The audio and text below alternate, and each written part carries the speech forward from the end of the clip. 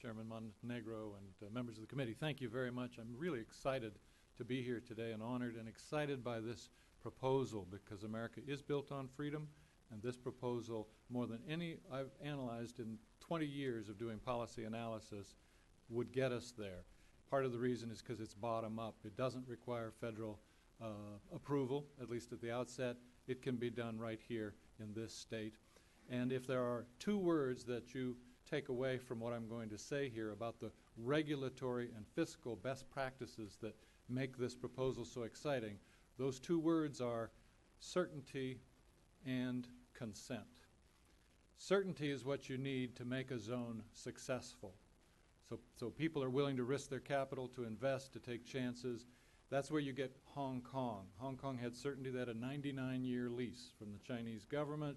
They were able to do kind of what they wanted and not have lots of top-down regulation. And as Mr. Boyce pointed out, Hong Kong has been a beacon to the world of economic freedom. So certainty is the first thing, and the second is consent. This proposal, more than any I've ever seen in my life, is built on the idea of consent. 100% of the people in a zone have to agree to its formation, and consent continues to govern the operation of it. And so there's something extremely exciting about that. I'm going to talk about regulatory and fiscal best practices briefly. I'm going to focus on the regulatory. The fiscal best practices that are reflected in this are basically light, predictable taxation. You want that in a successful zone, and you will have that here. In the case of these zones, there is no tax power. The zone has no ability to levy a tax at all. What it can do is have a 100% unanimous consent revenue sharing covenant. Everybody in the zone agrees at the outset to how they're going to fund the municipal services they're going to provide in their zone. And in the compact, the default form of that revenue sharing covenant is a land value tax. This is just a model. They can take it or leave it. They can do something else. They can negotiate with the state and come up with their own special way of raising funds. But the default model is a simple land value tax which doesn't look at the value of improvements or buildings. It's just the value of the land. Economists regard this kind of tax as the perfect tax in some ways. It imposes no burden on production. It doesn't distort economic activity.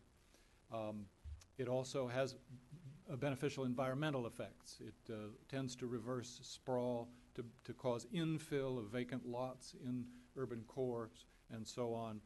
Milton Friedman, who is no friend of taxes, described the simple land value tax as the least bad of all taxes. And that would be the default in the zones with consent. And it would almost certainly be an ultra-low tax environment, and has been pointed out by Mr. Bremen, the state and the county and any affected municipality would be held harmless. They would receive some of this money. That's the fiscal best practice part of this, and now I'll talk about regulatory best practices with a view to the question of special interest capture and cronyism. More than any proposal I've ever seen, this one is resistant or airtight to capture by special interest. Let me list for you some of the reasons why that is. They all have to do with the powers the zone lacks.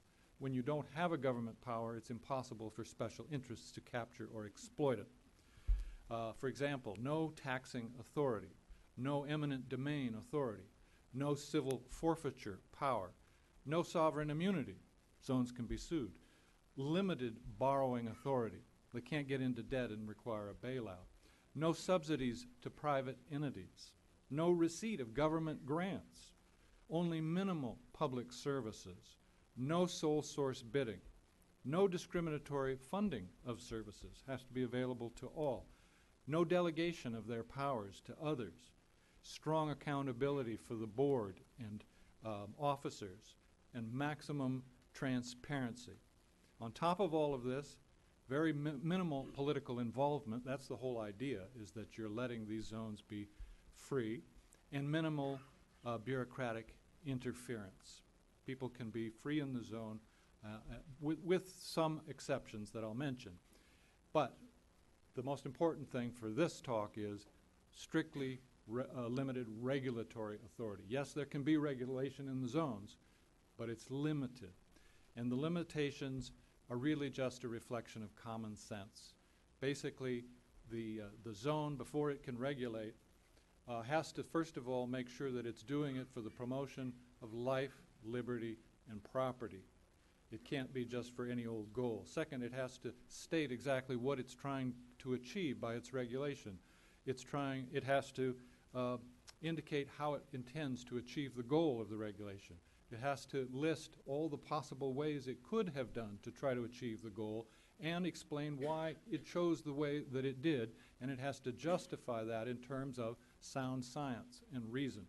In other words, it's a common sense approach, the sort of thing we would expect of anybody who's going to propose to take away some of our freedom.